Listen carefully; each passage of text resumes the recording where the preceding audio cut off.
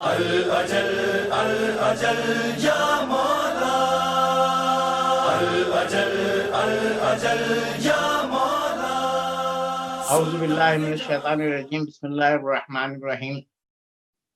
معزز ناظرین، ہم آج قائم ٹی وی پہ ایک بالکل ہی مختلف اور منفرد نوعیت کا ایک معلوماتی پروگرام آپ کی خدمت میں پیش کر رہے ہیں۔ جیسا کہ آپ جانتے ہیں کہ قائم ٹی وی نے ہمیشہ ایک منفرد انداز میں اپنے تمام پروگرام پیش کیے ہیں۔ اس میں آپ نے ابھی دیکھا کہ رجب شعبان رمضان میں جو ہمارے پروگرام تھے وہ تمام کے تمام میں نے جو ہے وہ شعراء کے ساتھ کیے تھے۔ وہ اس وقت تقاضا تھا کہ ہم پر ایک بات کی جاتی ہے کہ ہم رسالت مآب حضرت محمد مصطفیٰ صلی اللہ علیہ وآلہ وسلم کے حوالے سے نعت کم کہتے ہیں یا حمد ہم کم کہتے ہیں۔ تو ہم نے کہا کہ نہیں، یہ اس تاثر کو مٹایا جائے، اور ہم نے آپ کی خدمت میں ایک پورا شو کیس اذان مدحت کے عنوان سے آپ کے سامنے پیش کیا، کہ جس میں ہم نے اس تاثر کی مکمل طور پہ نفی کی۔ 30 دن کے پروگرام میں ہم نے 150 نعت رسول مقبول شعراء کی لکھی ہوئی کلام شاعر بزبان شاعر اور حمد باری تعالیٰ وہ آپ کی خدمت میں پیش کیے، کہ آپ یہ دیکھیں اس حوالے سے کہ ہمارے پاس حمد و نعت کی بہت بڑی اہمیت اور فضیلت ہے۔ اسی وقت جب ہم اپنے پروگرام کی ترتیب دے رہے تھے تو ہم نے رجب سے لے کے ربیع الاول تک کے پروگراموں کا پورا ایک سیٹ اپ بنا لیا تھا اور ایک تھیم بنا لی تھی اپنی انفرادیت کو برقرار رکھنے کے لیے، اور سارے چیزیں طے ہو گئی تھی۔ اور اس حوالے سے ہم اذان مدحت کے بعد ہم ایک نئی سوچ کے ساتھ کہ بڑی بات اٹھتی ہے کہ ہم صحابہ رسول اکرم صلی اللہ علیہ وآلہ وسلم اور صحابہ معصومین پر کم گفتگو کرتے ہیں۔ تو ہم نے کہا کہ ہم اس پر بھی تفصیل سے گفتگو کریں۔ تو ہم نے پہلے شعراء اکرام ہمارے درمیان، آپ نے بھی سنے ہوں گے، آپ کی سماعتوں کی نظر کیے تھے، ہم نے شعراء نے صحابہ رسول پہ کلام کہے، لیکن صحابہ کی جو فضیلت تھی اور جو اہمیت تھی وہ ہر ایک کی سمجھ میں، ظاہر شاعری ہر ایک اس بہتر انداز میں نہیں سمجھ سکتا جب تک کہ مطالعہ نہ ہو یا اس کو بیک گراؤنڈ کا علم نہ ہو۔ شاعر اپنے کلام میں پوری تاریخ سمو دیتا ہے۔ ہم نے اس کو مزید واضح کریں تو کیا راستہ اختیار کیا جائے، اس کے لیے ہم نے ڈھونڈا کہ ہم اس میں علماء کرام کی مدد اور رہنمائی حاصل کریں، کیونکہ تاریخ میں بہت کچھ موجود ہے صحابہ کے حوالے سے، اور تو وہ ابھی سب کے علم میں نہیں ہے۔ لیکن ہم جو یہ پروگرام کر رہے ہیں، ریکارڈ کا حصہ بن رہا ہے، یہ یوٹیوب پہ بھی ڈلے گا، اور اس میں ظاہر ایک تاریخ کا حصہ بنے گا۔ آنے والی نسلیں بھی دیکھیں گی، سنیں گی کہ ہمارے پاس صحابہ کا مقام، فضیلت و مرتبہ کیا ہے۔ تو ہم نے آج اپنے پروگرام کی ابتدا کی ہے ہمارے اس جو ہمارے شعراء اور علماء کرام کے ساتھ، منقبت خواہ حضرات کے ساتھ یہ پورا پروگرام محرم تک چلے گا۔ اس کا عنوان ہے زین العارفین، وہ تمام صحابہ جو رسول اکرم صلی اللہ علیہ وآلہ وسلم کی بزم ہو یا رزم ہو وہاں کی زینت تھی، کیونکہ تاریخ ان کو چھپاتی آئی ہے۔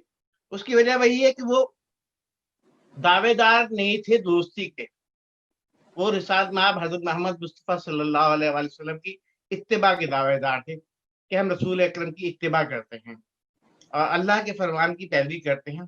تو ان کا تاریخ میں بہت ہی ان کے ساتھ زیادتی ہوئی کہ ان کے خدمات جو انہوں نے بزم میں اور رزم میں رسول اللہ کے ساتھ سر انجام دی، وہ تاریخ کا حصہ مؤثر انداز میں نہ بن سکی۔ ہم آج نئے سرے سے ایک تاریخ مرتب کرنے جا رہے ہیں۔ ہم نے اپنے زین العارفین کی ابتدا ہمارے دور کے انتہائی معروف روحانی عالم دین، روحانی خطیب، علم کا وہ ذریعہ جو پورے سال مختلف ممالک میں رواں دوا رہتا ہے، بے انتہا لاتعداد حج، عمرہ اور تمام تر زیارات کے علاوہ دنیا کے ہر خطے میں یہ مجالس کے لیے تشریف لے جاتے رہے، اور دنیا میں سب لوگ ان سے بے انتہا محبت اور عقیدت رکھتے ہیں. جناب محترم علامہ اون نقوی صاحب، جن سے ہم بہت محبت اور عقیدت ہے ہماری، وہ ہمارے درمیان یہاں کینیڈا، امریکہ اور دنیا کے دیگر ممالک میں بھی مومنین کے پاس پہنچ کے اور ان کے لیے باعث رحمت بنے. تو اب ہم نے کہا کہ نہیں، یہ جب سہولت ہمیں میسر ہے، ہم علامہ صاحب سے زوم کے ذریعے مومنین کے لیے کچھ معلومات اور ان کی خطابت کی جوہر، ان کے علم کا جو دریا ہے، اس سے ہم تھوڑا سا فیض اٹھا لیں. تو ہم نے آج شروع کیا ہے علماء کے ساتھ، جس میں ہمارے علامہ نقوی صاحب ہمارے تھوڑا سا اس حوالے سے ہم ان سے گفتگو بھی کریں گے، اور پھر جناب صحابی رسول جناب حضرت عبداللہ ابن مسعود پر کی فضیلت، ان کے واقعات بھی ہم علامہ صاحب سے سنیں گے. اور یہ ایک حقیقت ہے کہ ہم ان کے جو مقام اور منزلت ہے جناب عبداللہ ابن مسعود کی، ہم اس سے بہرحال مکمل طور پہ واقف نہیں ہے. انشاءاللہ آج یہ ایک تاریخ بن جائے گی اور مومنین کے لیے بے انتہا سہولت ہوگی کہ ہر صحابی کے بارے میں کس طرح سے ہمیں کیسے معلومات ہمیں حاصل ہوں. تو آج ہمارا جو پروگرام ہے، اور جناب عبداللہ ابن مسعود کے حوالے سے میں کوئی بات نہیں کروں گا، وہ جناب علامہ حضرت عوام نقوی صاحب بیان کریں گے. میں مختصراً، چونکہ پروگرام ہمارا ابتدا ہے، میں ایک مختصراً ایک سوال کروں گا. علامہ صاحب، صحابی کی کیا تعریف ہے؟ کیونکہ یہاں ایک بڑا عجیب سا کانسیپٹ ہے کہ جو بھی رسول کو جس نے زیارت کے لیے جو ان کے پاس 2 منٹ بیٹھ گیا، وہ صحابی ہو گیا. تو یہ بڑی الجھن والی کیفیت ہے. اور مزے کی بات یہ کہ جس نے رسول کو پالا، تربیت کی، دشمنوں سے حفاظت کی، جناب حضرت ابو طالب، اور جو وہ خاتون جنہوں نے اپنا سارا سرمایہ، جو ملکۃ العرب تھی، بے انتہا اس زمانے کے لوگ مقروض سے، بہت زیادہ لوگ جناب خدیجہ کبریٰ کے مقروض سے، ان کو صحابہ کی گنتی میں نہیں لاتے. جبکہ ہر قدم پہ جتنی بھی تکالیف اور پریشانی کے وقت تھا، جناب ابو طالب اور جناب خدیجہ کبریٰ نے مشکل وقت گزارا. تو ہم تھوڑا سا آپ سے چاہیں گے کہ صحابہ کی تھوڑی سی تعریف بیان کر دیں، پھر ہم اس گفتگو کو آگے لے چلیں گے. ہمارے موجود ناظرین، ہمارے درمیان ہے جناب علامہ اون نقوی صاحب. اعوذ باللہ من الشیطان الرجیم، بسم اللہ الرحمن الرحیم، الحمدللہ رب العالمین، الصلاۃ والسلام علی محمد وعلیہ الطیبین الطاہرین المعصومین، اما بعد. بسم اللہ الرحمن الرحیم. سب سے پہلے میں آپ نیر بھائی کا بے انتہا شکر گزار ہوں کہ آپ نے ایک بالکل منفرد اور ایک علیحدہ عنوان کے تحت یہ سلسلہ شروع کیا ہے، جس کا عنوان آپ نے زین العابدین رکھا ہے. زین العارفین، عارفوں کی زینت، زین العارفین، ماشاء اللہ. جی. اور میں تھوڑا سا سننے میں اشتباہ ہوا تو خود سوچ رہا تھا کہ زین العابدین علیہ السلام کیونکہ ایک علیحدہ عنوان ہے جو مولا سجاد علیہ السلام کے حوالے سے، جی. اور وہ کہ اگر لغوی معنی کے اعتبار سے دیکھا جائے تو عبادت گزاروں کی جو بھی زینت رہے ہیں، ان سب کے سردار تو ہم کہیں گے مولا علی علیہ السلام کو، یا مولا حسن مولا حسین علیہ السلام کو، یا امام زین العابدین علیہ السلام کو، جو مشہور ہو گئے زین العابدین. لیکن کیونکہ آپ نے عنوان رکھا ہے زین العارفین، جو رسول اللہ کی زینت تھی، ان کی صحبت کی، تو ہم نے ان کے حوالے سے رکھا ہے کہ وہ ہماری زینت. بہت اچھا عنوان ہے، اور اس سے پتہ چلے گا کہ سرکار سے متعلق عارف صحابہ کون سے تھے. کیا کہنے جناب، تشریح کر دیا. اور بچوں کے لیے عرض کروں گا کہ عارف سپرلیٹو ڈگری پہ کہا جاتا ہے، جو افل و تفضیل میں، ورنہ عام سادہ زبان میں اگر ہم کہیں تو یہ کہلائے گا کہ جانکاری رکھنے والے، معرفت رکھنے والے، عرفان رکھنے والے. لہٰذا وہ صحابہ، کیونکہ آپ کا سوال ایک بہت ہی اہم اور بہت منفرد ہے کہ صحابی کی تعریف کیا ہے. دیکھیے، آپ نے خود ہی اپنے انٹرو میں یہ فرما دیا کہ ایک تو وہ صحابی ہیں کہ جو چند سیکنڈ، چند منٹ، چند گھنٹے، چند سال، چند مہینے سرکار کے ساتھ رہے ہوں تو ان کو صحابی کا رتبہ عطا کر دیا جاتا ہے مسلمانوں کی طرف سے، تمام ہمارے اسلامی بھائیوں کی طرف سے۔ ایک وہ ہیں کہ جنہوں نے صرف سرکار کے ساتھ ہی نہیں رہے بلکہ سرکار کو پالا بھی، سرکار کو گود میں کھلایا بھی، سرکار کو لقمے بنا بنا کے کھانے کھلائے، کھجورے توڑ توڑ کے کھلائیں، ان کی محافظت کی اور ان کے اوپر اپنی دولت خرچ کی، اور ان کی طرف جو ہے وہ نگاہ نہیں ہوتی۔ تو میں اس کی بنیاد عرض کر دوں اصل میں، کیونکہ آج آپ کا پہلا پروگرام ہے اس حوالے سے، اور میں گزارش کروں گا اس کو ہر ہفتے آپ چاہے جو بھی دن معین کریں، میرے پاس جتنا بھی ٹائم ہوگا ان ہفتوں میں حاضر رہوں گا، اور دیگر علماء سے بھی ہم یہاں جو بزرگ علماء ہیں، مولانا شنچر نقوی صاحب ہیں، مولانا بزرگ علماء میں مولانا رضی جعفر صاحب قبلہ ہیں، مولانا حسن ظفر نقوی صاحب ہیں، یا ہمارے اور بہت سارے علماء ہیں، مولانا ایک غلام علی عارفی بہت فاضل شخصیت ہیں، اسی طرح سے کراچی علماء کا شہر ہے، بھرا پڑا ہے۔ تو میں اور آپ مجھ سے زیادہ جانتے ہیں، آپ کراچی میں بہت فعال رہے ہیں، تو آپ خود بھی ان سے رابطہ کر سکتے ہیں، میں بھی رابطہ کر سکتا ہوں کہ ہر ہفتے آپ علماء کو اس طرح سے لیں، اور کسی کم سے کم ایک صحابی پر کم سے کم ایک پروگرام ضرور ہو۔ جی ویسے تو ایک صحابی پر آپ 10 پروگرام بھی کر سکتے ہیں، کہ یہ جو صحابی رسول صلی اللہ علیہ وآلہ وسلم ہیں، ان کی سیرت اور ان کی خدمات اور ان کی قربانیاں اتنی زیادہ ہیں کہ ہم کئی پروگرام ایک پہ کر سکتے ہیں۔ لیکن کم سے کم اگر چیدہ باتیں بھی ان صحابہ کی، جیسے کہ آج آپ نے عنوان رکھا ہے حضرت عبداللہ ابن مسعود علیہ رحمہ کا، تو ہم اگر چیدہ باتیں بھی لوگوں تک پہنچائیں گے تو کافی اویئرنیس پیدا ہوگی۔ لیکن چونکہ آپ کا سوال بنیادی ہے کہ صحابی کی تعریف کیا ہے، تو میں گزارش کروں، لغت میں جو صحابی کی تعریف لکھی ہے وہ یہ ہے کہ سرکار دو عالم صلی اللہ علیہ وآلہ وسلم پر صدق دل سے ایمان لائے اور ایمان پر مر جائے۔ بے شک، سبحان اللہ۔ یعنی صدق دل سے سرکار پہ ایمان لایا اور اسی ایمان کی کیفیت میں وہ اس دنیا سے چلے گئے۔ بے شک، وہ صحیح معنی میں یہ ڈیفینیشن ہے صحابی کی، بے شک، یہ ہے لغوی ڈیفینیشن۔ اچھا، ایک اصطلاحی ڈیفینیشن ہے کہ جو سرکار کی صحبت میں چاہے تھوڑی دیر بھی رہا وہ بھی صحابی ہے۔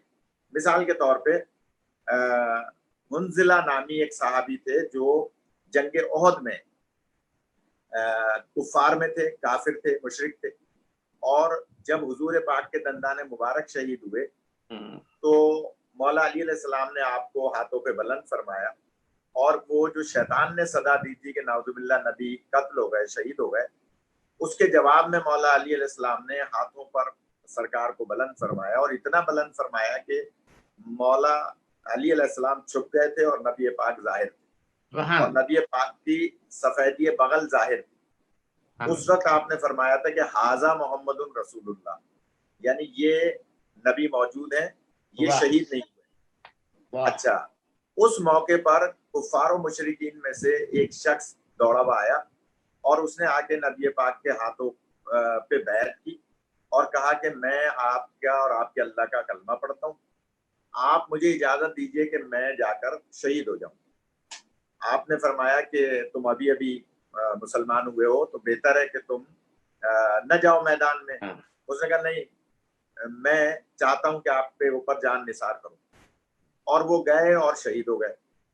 جب 3 دن کے بعد وہ معروف صحابی جو جنگ احد میں پہاڑ پہ تشریف لے گئے تھے، جب وہ واپس آئے تو اس وقت نبی پاک صلی اللہ علیہ وآلہ وسلم نے فرمایا کہ شہیدوں کی جو لاشیں ہیں ان کے درمیان ایک ایسا بھی میرا صحابی ہے کہ جس نے غسل مسلمانی بھی نہیں کیا، واہ واہ واہ، جس نے نہ نماز پڑھی نہ روزہ رکھا، اور وہ جنت میں ملائکہ کے ساتھ پرواز کر رہا ہے۔ سبحان اللہ۔ تو تم اس کی لاش کو لے کر آؤ۔ صحابہ گئے، ڈھونڈ ڈھانڈ کے آئے واپس تو لاش نہیں ملی کیونکہ پہچانتے نہیں تھے۔ تو آپ نے فرمایا کہ اس کی نشانی یہ ہے کہ اس کے بالوں سے پانی ٹپک رہا ہوگا، یہ نشانی۔ वाह वाह वाह। सहाबा किराम गए दौड़े हुए, जब लाशों को तलाश किया तो देखा कि एक लाश के बालों से, और बाल उसके जुल्फे घनी थी और लंबी थी, उनसे जो है वो पानी टपक रहा था, और ये उनको लाश उठा के ले आए।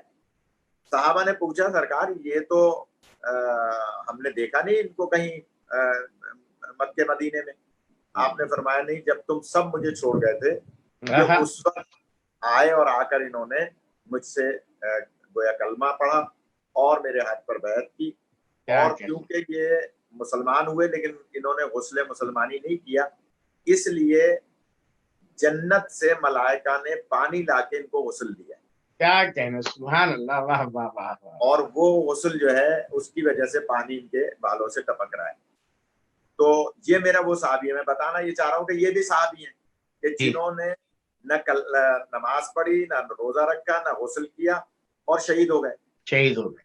अब मैंने लुग़वी माना सहाबी की तारीफ की अर्ज की कि जो सिद्क दिल से ईमान लाए और ईमान पे मर जाए।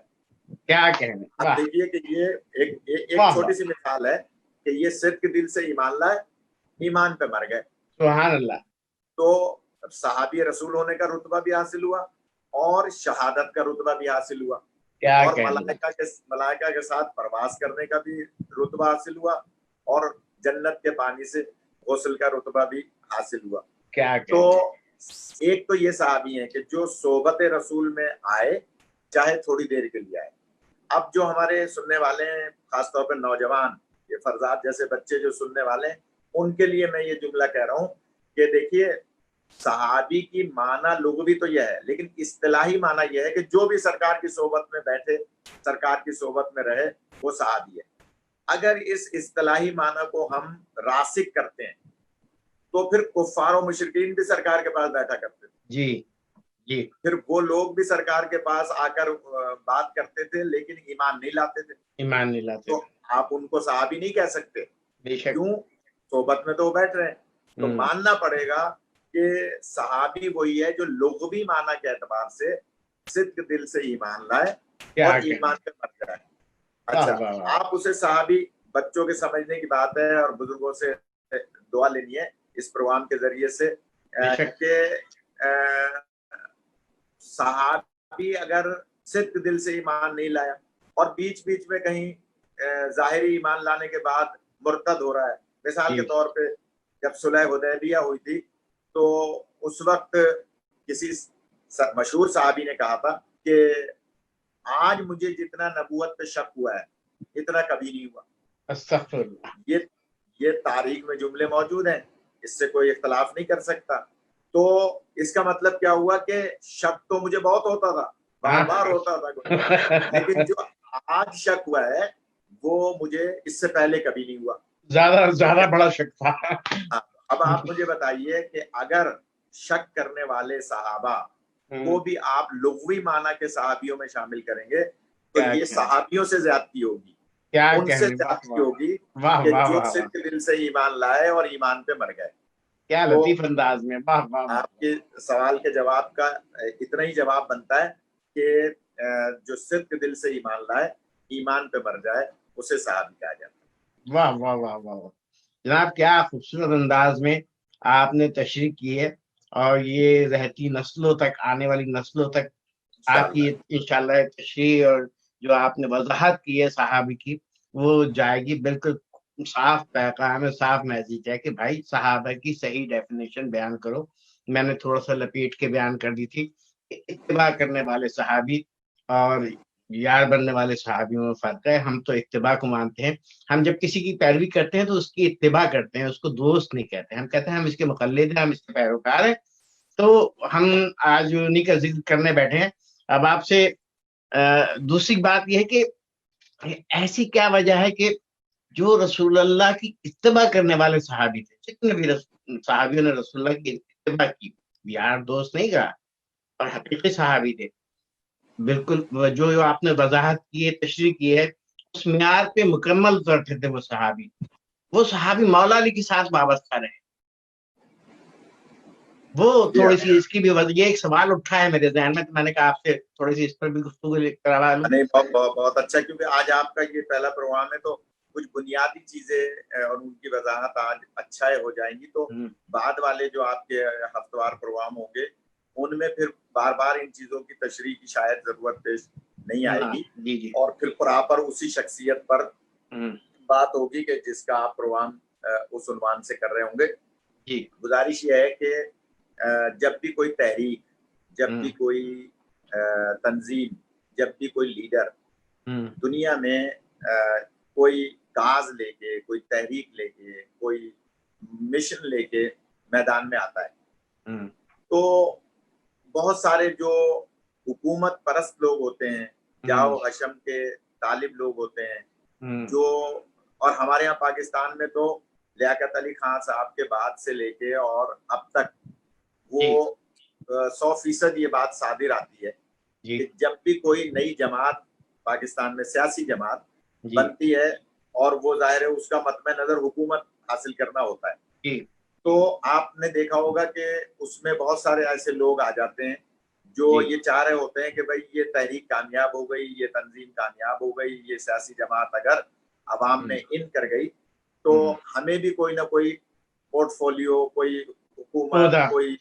نہ کوئی عہدہ ہمیں مل جائے گا. تو کچھ لوگ وہ ہوتے ہیں کہ جو اس تحریک میں اس نیت سے جاتے ہیں کہ ہمیں کوئی عہدہ ملے. جب ان کو عہدہ نہیں ملتا تو پھر اس کے خلاف ہی وہ سازشیں کرنا شروع کر دیتے ہیں. کیا کہنے، واہ واہ. اگر ان کو عہدہ مل جاتا ہے تو اس عہدے سے پھر وہ جائز یا ناجائز فائدہ لیتے ہیں. اچھا، دوسری طرف وہ لوگ ہوتے ہیں کہ جو کسی بھی تنظیم تحریک میں بنیادی اور کلیدی حیثیت کے حامل ہوتے ہیں، جو بانیان کہلاتے ہیں. جو کہ بانی ہوتے ہیں وہ مر جاتے ہیں، کٹ جاتے ہیں، ان کو عہدہ ملے نہ ملے، ان کے ساتھ کوئی رعایت ہو نہ ہو، کیا کہنے، اس کے ساتھ ہمیشہ منسلک رہتے ہیں. کیا کہنے جناب. جب سرکار دو عالم صلی اللہ علیہ وآلہ وسلم نے اسلام کی تحریک کا آغاز فرمایا، اس کفار و مشرکین کے اس دور میں جہاں سب سے بدتر مثال دے رہا ہوں کہ اپنی ہی بیٹی کو، اپنی ہی جگر گوشے کو، جو بچی اپنے باپ کی داڑھی کو صاف کر رہی ہے دفن ہوتے ہوتے، اسے نہیں پتا کہ مجھے میرے ساتھ کیا ہو رہا ہے، لیکن وہ اپنے بابا کی داڑھی کو صاف کر رہی ہے اس مٹی سے جو اسی کی قبر کی کھودی ہوئی مٹی ہے. یہ بدنصیبی اور وہ باپ سے کہہ رہی ہے بابا آپ کی داڑھی میں، یعنی وہ کہنا چاہ رہی ہے، کم سن بچی ہے، وہ سمجھانا، محبت کا اظہار کر رہی ہے، کیونکہ یہ خود بہت سارے ان صحابہ نے جنہوں نے اپنی بچیوں کو زندہ درگور کیا تھا، انہوں نے یہ باتیں آ کے حضور پاک صلی اللہ علیہ وآلہ وسلم کو بعد میں بتائی اپنی توبہ کے لیے، استغفار کے لیے، اپنی بخشش کی دعا کے لیے. تو ایسا دور دیکھیے، یہ جو بات ہے نا چھوٹی بات نہیں ہے. جو بھی بچیوں والے ہیں، میں بھی، آپ بھی، جو بہت سارے بچیوں والے ہیں، وہ اس بات کو جانتے ہیں کہ بیٹی کی باپ سے کتنی محبت ہوتی ہے، بے شک، اور باپ کو بھی بیٹی سے کتنی محبت ہوتی ہے. بے شک. اس عظیم محبت کو دبا کر، اس عظیم محبت کو دفن کر کے جو لوگ ان تحریکوں کو چلا رہے ہوں جو لات و منات و عزا اور حبل کی پوجا کی طرف جاتی ہیں، جو پتھر کے بنے ہوئے خداؤں کو مانتے تھے، ان کے سامنے جب سرکار دو عالم صلی اللہ علیہ وآلہ وسلم نے ایک اعلان کیا کہ قولوا لا الہ الا اللہ تفلحوا، کہو لا الہ الا اللہ فلاح پاؤ گے، اس موقع پر دو ہی قسم کے سبحان اللہ. شروع میں سب مخالف تھے. آپ پاکستان کی سیاست میں بھی ماشاءاللہ رہے ہیں اور بلدیہ کے چیئرمین اور ٹاؤن ناظم بھی رہے ہیں، آپ کو پتا ہے ان باتوں کا کہ شروع میں تو سب مخالفت کر رہے تھے. یعنی کوئی بھی ایسا نہیں تھا مکے میں جو آپ کی حمایت کر رہا ہو سوائے 3 شخصیات کے. باقی کوئی بھی آپ کا حامی نہیں تھا. یا تو آپ کے دادا یعنی حضرت عبد المطلب علیہ السلام تھے، یا آپ کے چچا حضرت ابو طالب علیہ السلام تھے، یا جناب فاطمہ بنت اسد سلام اللہ علیہ. کیا کہنے، واہ واہ واہ. اس دور میں یہ 3 شخصیات تھیں. اور ادھر کفار و مشرکین نے سازش کیا کی تھی کہ ان کے کسی کو قریب ہی نہ جانے دو. لوگوں سے کہا جو جوان لوگ تھے, بڑے لوگ تھے, سردار لوگ تھے, ان سے کہا بھائی ان کے قریب مت جانا, اپنا وقت ضائع نہیں کرنا, اس لیے یہ نعوذ باللہ جو ہے وہ شاعر ہیں, اوٹ پٹنگ شاعری کرتے ہیں, وقت ضائع کرتے ہیں. جو بچے تھے ان سے کہا کہ خبردار ان کے قریب نہ جانا, یہ نعوذ باللہ مجنون ہے, یہ تم پہ کوئی بھی حملہ کر سکتے ہیں. عورتوں سے کہا کہ تم ان کے نزدیک نہ جانا کیونکہ یہ نعوذ باللہ جادوگر ہیں. تو معاشرے کے تینوں طبقوں کو جدا کرنے, دور کرنے کی سازش کی حضور پاک صلی اللہ علیہ وآلہ وسلم اور ان کی تحریک سے. لیکن جو بنیادی بانی ہوتے ہیں, جو فاؤنڈرز ہوتے ہیں, وہ جان قربان کر دیتے ہیں لیکن تحریک سے پیچھے نہیں ہٹتے. بے شک بے شک بے شک. اور اس کی میں مثال دوں کہ کیونکہ یہ تحریک الہی تحریک تھی, کیونکہ یہ تحریک اللہ کی تحریک تھی, کیونکہ یہ تحریک ان الدین عند اللہ الاسلام کی تحریک تھی, اور اللہ کے بنائے ہوئے نبی کی تحریک تھی. اس لیے اللہ تعالیٰ نے اس تحریک کو مستحکم کرنے کے لیے نبی پاک صلی اللہ علیہ وآلہ وسلم کے خلاف ان تینوں سازشوں کو توڑنے کے لیے 3 انتظامات کیے. بڑے لوگوں کے سازش یہ توڑنے کے لیے کہ یہ نعوذ باللہ شاعر ہیں, حضرت ابو طالب کا انتخاب کیا. اور عورتوں کی سازش کو توڑنے کے لیے جناب خدیجہ سلام اللہ علیہ کا انتخاب کیا. سبحان اللہ سبحان اللہ. بچوں کی سازش کو توڑنے کے لیے خانہ کعبہ میں مولا کائنات علی علیہ السلام جیسے کمسن کا انتخاب کیا.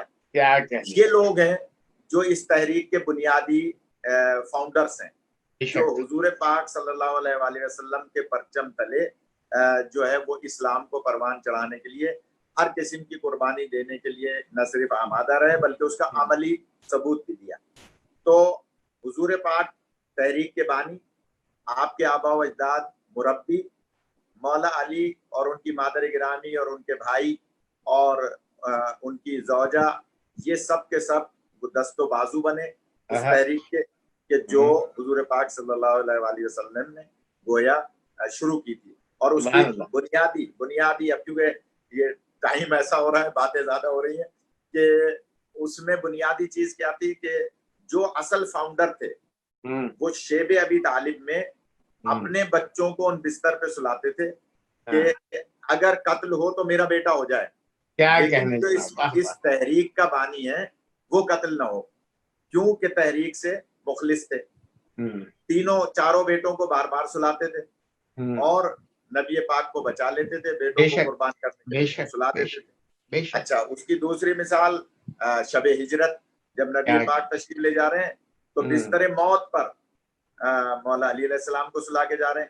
اس کا مطلب کیا ہوا, یہ تحریک کے بنیادی رکن ہے. سبحان اللہ سبحان اللہ. یہ قربان ہو جائیں گے, یہ شہید ہو جائیں گے, لیکن تحریک کے خلاف نہیں کریں گے. میں وہ پورا پس منظر عرض کرنا چاہ رہا ہوں جو آپ نے سوال کیا کہ آخر صحابی جو ہیں وہ کیوں, مطلب یہ معاملات کیوں گڑبڑ ہو گئے. اس کی اصل وجہ یہ ہے, سرکار مدینے تشریف لے آئے, مدینے میں انصار تھے جو پہلے سے موجود تھے, مہاجرین جو وہاں سے مکے سے یہاں تشریف لائے, وہ ایک صحابی وہ ہو گئے, ایک صحابی وہ ہو گئے. اب آپ دیکھیے کہ سرکار ٹوٹل 8 سال کی زندگی ہے اس وقت کی آپ کی مدینے کی, بے شک, ہجرت سے لے کر اور 8 ہجری تک 8 سال میں یہ سارے مارکے ہوئے. بدر کا مارکا بھی ہوا, احد کا مارکا بھی ہوا, خندق کا مارکا, خیبر کا مارکا ہوا, اس کے بعد یہ ساری جنگیں اور سریے ہوتے رہے. اور اس کے بعد آپ فاتح ہو کر جب مدینے سے مکے تشریف لائے, ابھی ہم نے ایک پروگرام, کیونکہ رمضان المبارک میں ہم نے آپ کے قائم ٹی وی میں بہت سارے پروگرام رمضان المبارک کے حوالے سے کیے, لیکن اس میں ایک پروگرام فتح مکہ کے حوالے سے ہونا تھا جو کہ ہم مصروفیت کی وجہ سے پاکستان میں اس دفعہ ہم نے 150 پروگرام کیے ہیں مختلف چینلز پہ ماشاءاللہ. تو ان پروگراموں کی مصروفیت کی وجہ سے شاید ہم فتح مکہ پہ بات نہیں کر سکے, مگر ایک جملہ کہہ رہا ہوں, میرے موضوع میں آ رہی ہے بات, کہ جب سرکار تشریف لے گئے تھے تو گھر سے اکیلے نکلے تھے, بستر پہ مولا علی علیہ السلام کو سلایا تھا, لیکن جب مدینے سے واپس آپ تشریف لائے ہیں مکہ، تو 10,000 کا لشکر تھا، 1-2 افراد نہیں تھے، 10,000 کا لشکر تھا۔ اب میں جلدی سے لانا چاہ رہا ہوں، وہاں ٹائم کم ہے، کہ جناب جب حضور 10,000 کا لشکر لے کے مکہ المکرمہ کے باہر پہاڑیوں پر پہنچے، تو آپ نے شام کے ٹائم حکم دیا کہ تم لوگ جو خشک گوشت اپنے ساتھ لائے ہو، وہ گوشت آپ آگ جلا کے، الاؤ جلا کے، اور پہاڑوں پہ جگہ جگہ اس گوشت کو گویا نرم کرو، اس کو پکاؤ اور پھر کھانا کھاؤ، اور ہم رات کے ٹائم میں جو ہے حملہ نہیں کریں گے۔ اب میں بتانا چاہ رہا ہوں وہ صحابی کون ہیں کہ جو تحریک میں اس لیے شامل ہوئے کہ ہمیں کوئی عہدہ ملے، کیا کہنے، وہ صحابی کون ہیں کہ جو تحریک میں بانیان کی حیثیت سے شامل ہوئے۔ سبحان اللہ۔ کیونکہ آج آپ کا پروگرام کچھ اس نوعیت کا بن گیا ہے، تو ادھر جب الاؤ جلائے مکے کے چاروں طرف پہاڑوں پر، اور سرکار نے ایک راستے سے جانا مناسب نہیں سمجھا، بلکہ آپ نے چاروں طرف سے اپنے لشکری مکے میں داخل کیے تھے، تو وہ لوگ جو انتظار میں تھے کہ ہمیں کوئی عہدہ ملے، اس کی ایک موٹی مثال کہ جناب حضرت عباس بن عبد المطلب علیہ السلام جو سرکار کے چچا ہیں، وہ گھوڑا دوڑاتے ہوئے آئے، کیونکہ سرکار کے وہ پہلے سے نمائندے تھے مکے میں، اور آ کر ایک ٹیلے پہ کھڑے ہو گئے۔ ادھر سے ابو سفیان اپنا گھوڑا دوڑاتا ہوا آیا اور آ کر کھڑا ہو گیا پہاڑ کے پاس، انہی کے گھوڑے کے پاس، اور دور سے پہاڑوں کو دیکھ کر کہنے لگا کہ اے عباس، یہ تمہارا بھتیجا کتنی بڑی حکومت لے کر آیا۔ کیا کہنے، واہ۔ اب آپ اندازہ فرمائیے کہ جن کے ذہنوں میں اسلام بحیثیت حکومت تھا، کیا کہنے، واہ واہ واہ، وہ کون ہے، اور جن کے ذہنوں میں اسلام بحیثیت دین اور تحریک اور مشن تھا۔ تو روایت ملتی ہے کہ حضرت عباس بن عبد المطلب آگے بڑھے، اور آپ نے اپنے گھوڑے کی گردن اس کے گھوڑے کی گردن میں گھسائی، یعنی وہ جو لجام ہوتی ہے اس کے اندر گردن کو گھسایا، اور کوہنی اٹھا کر اس کے سینے پہ ماریا ابو سفیان نے، اور جملہ کہا کہ اے ابو سفیان، یہ میرا بھتیجا حکومت لے کے نہیں آیا، دین لے کر آیا۔ کیا کہنے، کیا کہنے۔ اب پتا چلا کہ دین اس تحریک کو کون کون سمجھتے ہیں، اور حکومت کی لالچ میں کون کون، کیا کہنے قبلہ۔ اب صحابیت کی ڈیفینیشن اور واضح ہو جائے گی کہ جب اس نے چاہا کہ اب تو کوئی چارہ ہی نہیں ہے بجائے اس کے کہ ہم اسلام قبول کریں، اور کوئی چارہ نہیں ہے، تو پھر اس نے اور اس کی زوجہ نے، جگر چبانے والی نے، اور بہت سارے لوگوں نے، جو آخر وقت تک، کبھی آپ ایک علیحدہ پروگرام کیجیے گا فتح مکہ پر، تو اس میں ہم بہت ساری ایسی باتیں ہیں جو عام طور پہ ہمارے یہاں مجالس میں بیان نہیں ہوتی، کہ یہ جو عام طور پر ہمارے بھائی حضرات یہ کہہ دیتے ہیں کہ بھائی آپ تو بات ادھر ادھر کی کرتے ہیں، حضور نے تو فرمایا کہ جس نے ابو سفیان کے گھر میں پناہ لے لی اس کو میری پناہ ہے۔ تو ہم ان کی خدمت میں عرض کرتے ہیں کہ سرکار نے صرف ابو سفیان کے گھر کی پناہ کی بات نہیں کی تھی، آپ نے پہلا جملہ یہ فرمایا تھا کہ جو خانہ کعبہ کے نزدیک بغیر اسلحے کے چلا جائے گا اسے پناہ ہے۔ بے شک۔ جو اپنے گھر میں دروازہ اندر سے کنڈی بند کر کے بیٹھ جائے گا اسے پناہ ہے۔ جو ام ہانی بی بی جو بہن مولا علی کی، ان کے گھر میں آ کے پناہ لے لے گا اسے پناہ ہے۔ کیا کہنے۔ جو ہتھیار خانہ کعبہ کے پاس جمع کر کے اور کہیں بھی چلا جائے گا اسے بھی پناہ ہے۔ کیا کہنے۔ اور اسی طرح سے حتیٰ کہ جو ابو سفیان کے گھر میں آ کے بیٹھ جائے گا ہم اسے بھی پناہ دے دیں گے۔ کیا کہنے۔ مسلمان اس بات کو کیا دلیل کے طور پہ پیش کرتے ہیں کہ نعوذ باللہ حضور پاک نے ان کو یہ فضیلت عطا کی کہ بھائی گھر میں جس نے پناہ لے لی اس کو پناہ۔ انہیں نہیں پتا کہ حضور پاک تو اپنا ایثار اور اپنی، اور یہی سبب ہے کہ جب آپ نے یہ جملہ کہا تھا کہ جس نے ابو سفیان کے گھر میں پناہ لے لی اس کو بھی ہم پناہ دے رہے ہیں، اس کی وجہ کیا تھی؟ اس وقت حضور کی روایت ہے اور سنی کتابوں میں، شیعہ کتابوں میں، کہ آپ نے یہ کہتے ہوئے اپنا سر اونٹ کی کوہان کے اوپر رکھ دیا تھا، یعنی آپ اپنے چہرے سے اپنی زبان مبارک سے یہ کہنا نہیں چاہتے تھے جو اس لیے کہنا پڑا کہ پتہ چل جائے کہ ہم اسلام کی خاطر کیا کیا برداشت کرنے کو تیار ہیں، کیا کہنے جناب، اسلام کی خاطر کیا کیا قربانی دینے کو تیار ہیں. کیا ورنہ کہنے.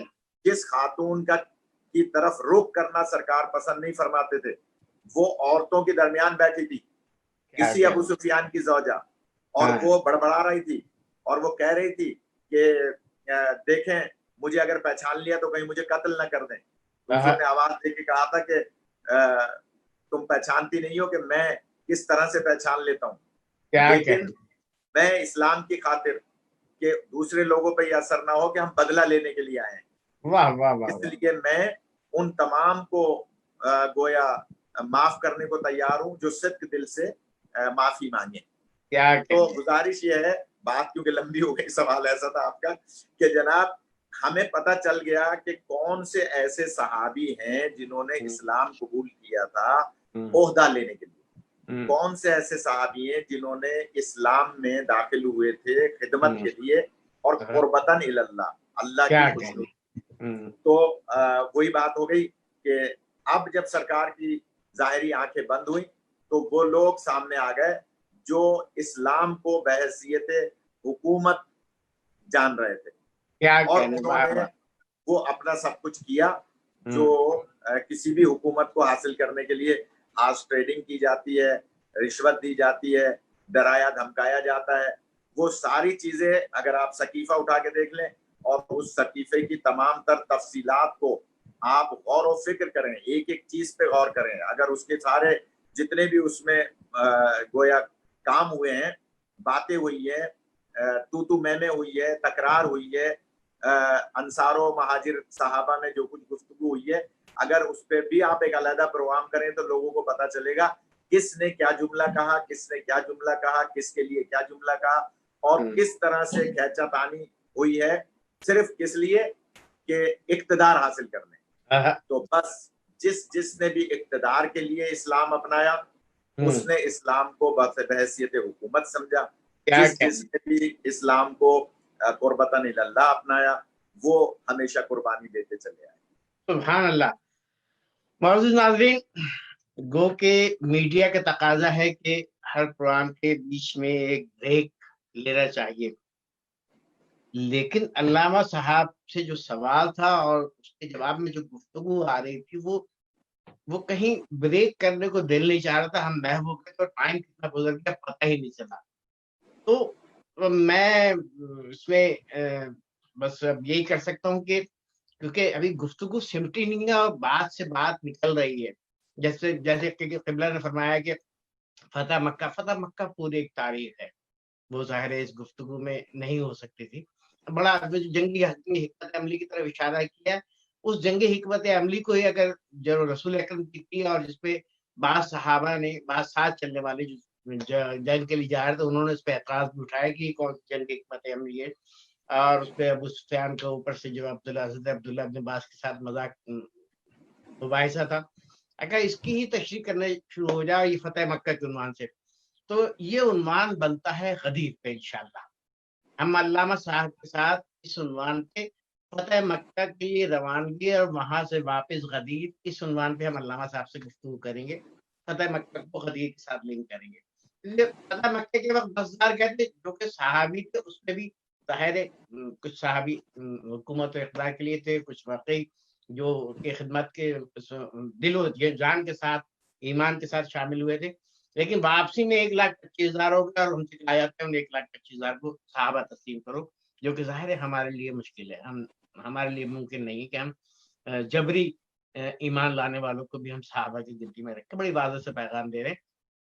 لیکن چونکہ ابھی گفتگو میں بہت سارے سوال نکل آئے ہیں تو ناظرین یہ ایک پروگرام کی گنجائش نہیں ہے، ہم آج کا پروگرام یہی ختم کرتے ہیں اور ہم کسی اور دن آپ کی خدمت میں دوسرے پروگرام کے ساتھ اسی تسلسل سے ہم دوسرے پروگرام لے کے آپ کی خدمت میں حاضر ہوں گے. آج کی چونکہ ہمارا وقت ختم ہو گیا ہے ہم اس پروگرام کو اب دوسری نشست پہ پیش کریں. نیئر بھائی میرے خیال میں صرف ایک جملہ عرض کر دوں، میری آواز آ رہی؟ جی ہاں، صرف ایک جملہ عرض کر دوں کیونکہ یہ ابتدائی پروگرام تھا، اور اس میں اگر ہم صحابیت کی صحیح تعریف بیان نہیں کرتے تو پھر حضرت عبداللہ ابن مسعود سمجھ میں نہیں آتے. کیا تو جناب میرا خیال یہ ہے کہ حضرت عبداللہ ابن مسعود پہ تقریباً آدھے گھنٹے کا میٹر ہے کہ ان کی جو خدمات ہیں، جو ان کی اسلام میں گویا جو مظلومیت کے ساتھ ان کی گویا شہادت ہے، اور اس سے پہلے جو بس ایک جملہ کہہ دوں تاکہ آپ اگلے ہفتے کا پروگرام حضرت عبداللہ ابن مسعود پہ کیجئے، کہ یہ وہ شخصیت ہیں جنہوں نے جنگ بدر میں اپنے ہاتھوں سے ابو جہل کو قتل کیا تھا. ابو جہل. اب سننے والے اندازہ لگا لیں گے کہ یہ حضرت عبداللہ ابن مسعود کتنے عظیم شخصیت ہوں گے، عظیم المرتبہ صحابی. تو آپ آئندہ پروگرام اسی حوالے سے رکھیں مہربانی کر کے، اور معذرت خواہ ہوں کہ ہم موضوع کی طرف آتے جو ہے نہیں اتنی علمی گفتگو تھی علامہ صاحب، تو اس میں مزید سوال نکلے ہیں. جو آپ کی گفتگو تھی اس میں میرے ذہن میں مزید سوال آئے ہیں، اور میں آپ سے آئندہ پروگرام میں اس گفتگو کروں گا. ہم آج ابھی اجازت چاہتے ہیں اور ہم دوسرے پروگرام میں انشاءاللہ حاضر ہوں گے. ناظرین، آپ بھی میرا یقین ہے، مجھے یقین ہے کہ آپ اس خوبصورت گفتگو، روحانی گفتگو، معلوماتی گفتگو میں آپ محو ہو گئے ہوں گے، کھو گئے ہوں گے، آپ کو وقت کھڑا نہیں چلا ہوگا. تو آئیے اب ہم مزید گفتگو اور جناب عبداللہ ابن مسعود کے لیے ہم انشاءاللہ اور نقوی صاحب کو دوبارہ زحمت دیں گے. آپ کی سماعتوں کا، آپ کی موجودگی کا بہت شکریہ. ہم آج کے پروگرام کو اختتام کرتے ہیں. بہت شکریہ. جزاک اللہ. الأجل الأجل يا مولا، الأجل الأجل يا